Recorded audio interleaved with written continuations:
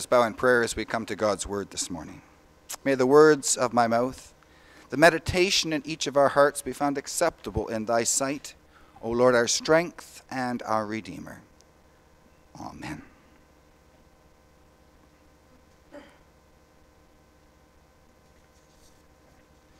The eye check on the cover actually does tie in very directly with our reflection today.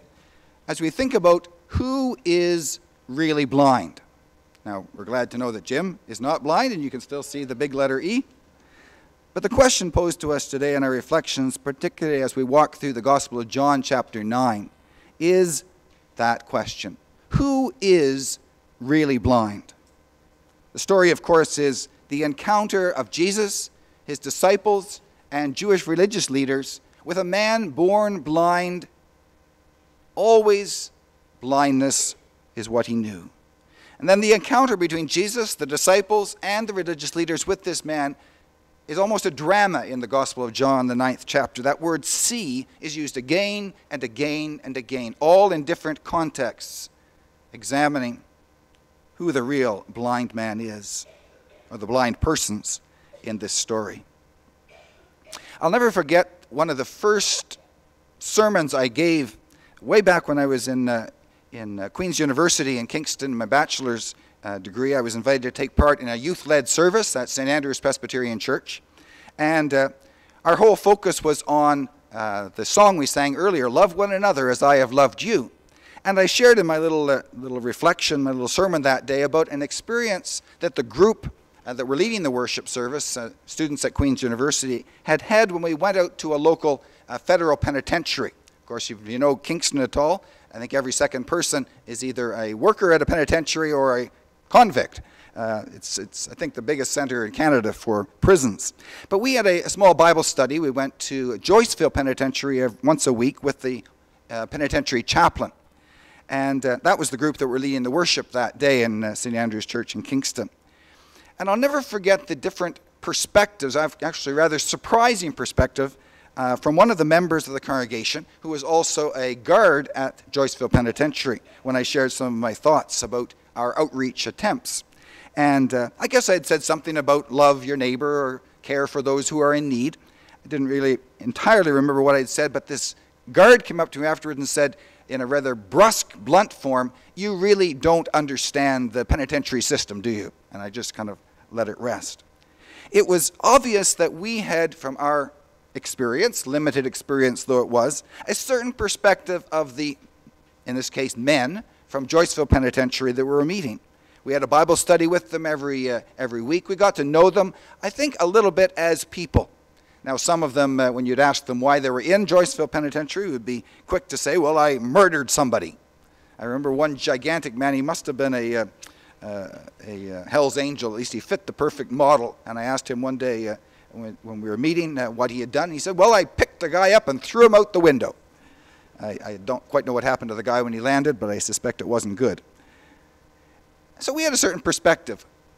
When I met that guard at the door of St. Andrew's Church, clearly I saw another perspective from one who works there, who works with those who have been convicted, who are spending years or perhaps even lifetimes in that penitentiary system. And then I recalled one of the special visitors we had to our Bible study one year, and that was from a local minister. And the chaplain had invited him because he'd heard that he was a good preacher in the Kingston area, and so thought he might have something to offer to the convicts.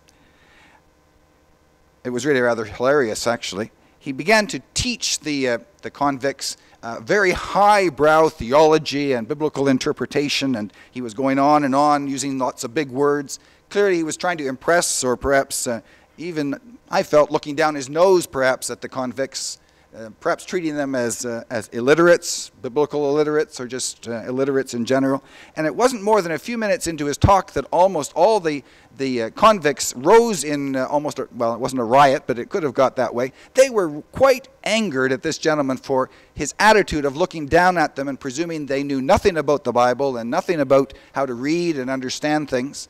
And the Bible study came to an immediate halt, and the chaplain intervened and sent the convicts back to their cells, and he ushered the not so brilliant local minister back to the outside world. Seeing. how we see people, so different from our perspectives. Look with me to the back cover of our bulletins today. I'd just like to read this little story because, again, it calls to mind perspective on seeing. The optometrist prescribed reading glasses when I was 19.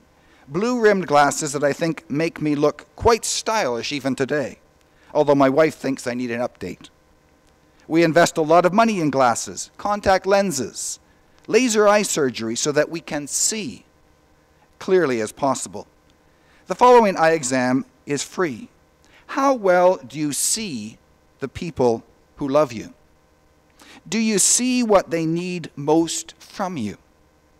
How clearly do you see the people with whom you work? Do you see when they're in trouble or in pain? How honestly do you see the sorrows of the world around you? Do you see that you are called to help? Do you see the promises within you? Do you recognize the gifts of God? Do you see grace at work in the world? Do you see? Even though we can see, the question still remains, do we see our neighbors? I suspect most of you have heard the rather tragic story of the elderly woman that was locked in the garage of her son and daughter-in-law's home throughout the winter. It was a tragic story in the Toronto Star. I believe that lady, although she's been rescued, is still in hospital care because of the abuse that she suffered. And yet in all the reporting, I never saw anything that said a neighbor took the time to see what was going on. It just strikes me someone must have seen, but perhaps not seen. Perhaps they'd seen what was going on, but chose to look the other way. Somehow or other, it just aghast me that nobody saw that woman and the pain that she was going through. Seeing. The story in John chapter 9 goes through, as I said, a whole series of reflections on seeing and not seeing this man born blind. The story begins by simply saying Jesus, walking along his way, saw the blind man. In other words, in the simplest possible terms, he noticed him. Unlike all those that walked by that garage in Toronto where that woman was huddling and almost freezing to death and not seeing, Jesus stopped. He took notice. He saw the man born blind. That's the first essence, I think, of seeing one another, is that we notice each other, that we take time to notice, to acknowledge that other person who is before us or beside us or close to us. Jesus, walking along his way, he took time out from his busy schedule to notice this man born blind. But walking along with Jesus that day were his disciples. The text also says they saw the blind man, but they, in essence, didn't notice him. It goes on to say that they saw the man born blind, and they immediately asked Jesus a question. About the man, they said, "Who is it that sinned, that caused this man to be blind? Was it he himself, or was it his parents? Who sinned to cause his blindness?" They were immediately looking at the man not in terms of a person in need, but as one who must have done something wrong, or at least is suffering because someone else in his life has done something wrong. It brings to mind a newspaper article I saw at the time of Hurricane Katrina. A preacher somewhere had preached a sermon saying that the reason that Katrina had hit that part of the United States was because it was just so overwhelmed with casinos, and it was God's judgment on the casino owners. The only part about that statement was when someone had done a bit of a survey and a study of the area, they had found, yes, Hurricane Katrina had wiped out 8 casinos, but it had also destroyed 90 Methodist churches. Now, the story didn't say anything about Presbyterian churches, I don't know. But I would hasten to say there's a message there for us who are quick to jump to seeing one another on the basis of guilt and condemnation rather than love and care. That's all the disciples saw. They saw a man born blind, and they wanted to find out the reason, the moral reason why he suffered the way he did? Was it him or was it his disciples? And then the story goes on to talk about how Jesus saw even further into this man. He saw the man not just noticing him, stepping aside and taking time to be with him, but he saw him from God's perspective. He said, this isn't an issue of who did right and who did wrong, who sinned, this man or his parents. But Jesus says to the disciples, this is an opportunity for us to see the power and the glory of God at work. Jesus didn't concern himself with whether this man was in any way deserving of his situation. He simply said, this is an opportunity for God to be glorified. This is an opportunity for us to take our eyes off one another in terms of our perspective, our viewpoints, our opinions, and instead take a chance to look at one another from God's perspective, from God's point of view, which is not to judge us, not to condemn us, but to see us as those in need of the touch of his love, the touch of his healing, the touch of his power. This is an opportunity for the glory of God, Jesus says. He wanted to see the bigger picture, and he wanted his disciples to see that bigger picture, which is God's perspective. And not only did Jesus want to show his disciples this is a chance to see the other person as a person in need and deserving of love, but it's a chance for us to act upon our seeing. Jesus noticed the man. He said this is a chance for something glorious to happen in his life, and then this is also an opportunity for us to act. And Jesus, in humility, reaches down into the dirt, takes a clump of mud, spits in it, makes it into some mud, and begins to wipe it onto the eyes of the man. This truly is an act of humility for Jesus, an act of giving up his own concerns for himself, reaching out to be the hands of God's healing in this man's life. Jesus saw the chance to heal, to let God's power enter into this man's life and circumstance, and for this man to be changed. Jesus saw the chance for the glory of God to change this man's life. But even as Jesus touched the man and healed him, as his sight was restored, the neighbors are mentioned in the story in terms of their inability to see. The neighbors had known this man. They knew him by name, no doubt. They knew he'd been on that corner begging all of his life. And now when he is healed, when things happen in his life and he's changed, when he has an experience of God's love and God's power, they say, is this the same man? I don't think it is. I don't think this is Bob that always begged in the corner. It must be somebody else. It must be his cousin Joe. Whatever conversation was going on, we don't know. But they simply say, is this the same man? I don't think it is.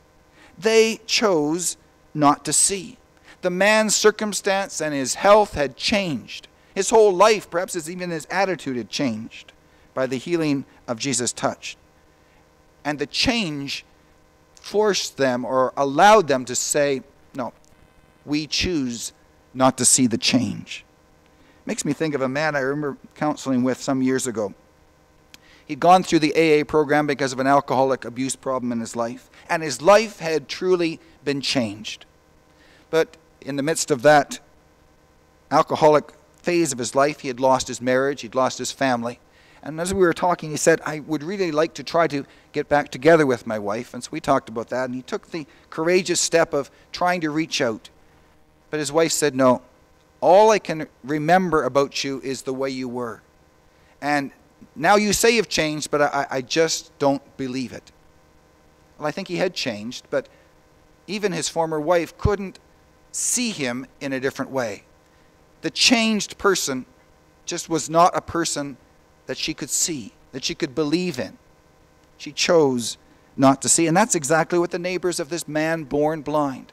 Even though he is healed and restored to his sight, they say, no, we just want to keep him as the person we've always known. We can't accept, we can't see, we can't believe in the changes that have happened in his life. Now often we do the very same thing. Someone has changed and we say, no, I want to keep you in that same pigeonhole. I want to still keep you in that box and condemn you and force you to stay there forever. The neighbors said, who is this man? We don't know him. But then it comes to the man himself, and again the word see is used as John tells the story. The man, in response to the religious leaders and to his neighbors, is simply this: all I know, I'm a simple man, I'm a simple blind beggar. All I know is that once I was blind, but now I see. That's all I know. He saw himself not in terms of the academic debates and the moral and ethical debates that were going on between the religious leaders or even the disciples. He saw himself just as one who had been touched by the grace of God. It's not an academic study for him. It's an experience of God's love and care and power in his life. And that's all he knows. Once I was blind, but now I see. I have experienced something overwhelming in my life. And I am so happy. Simple expression of what had happened in his life, and he is so overjoyed. But the leaders again see. They don't see the man jumping up and down for joy. You couldn't have missed him really, but they don't see him. What do they see? They look at Jesus. They see Jesus as a lawbreaker because this great event had happened on the Sabbath. They don't choose to see what's happened and give thanks to God or to celebrate with Jesus. All they see is that Jesus has broken one of the laws, broken one of the commandments. He's worked. It's not really work to love someone, is it? But that's their perspective. He has worked on the Sabbath. He's broken a covenant, broken a promise. And we condemn Jesus for daring to do this on the Sabbath. They don't see anything that's happening around them, as glorious as it is. All they see is that someone has broken one of the rules. When legalism overcomes our lives and our perspectives as we view one another and the world around us, as we see the world as those that we can judge because we differ from them or they do things that we don't agree with, and that's all we see, then life is lost. Legalism overwhelms life, and life is lost altogether, and truly, we are most blind of all. The leaders say we won't see because Jesus broke the rules. We won't see because this is simply impossible. Their expression is very clear. They say, we do not believe. They can't see it. They won't allow themselves to see it, because Jesus has broken a commandment, even though he broke it, as he would argue again and again, with love. And even the parents of the man come into the scene, and they find it so difficult to see. They say, I don't think this is our son. Well, how could parents say they don't recognize their son? But it's a matter of belief. Their son has changed so dramatically. Instead of being that blind beggar lying on the side of the road, begging for his existence, he's now jumping up and down in joy. He knows that something has happened, and he wants the world to know.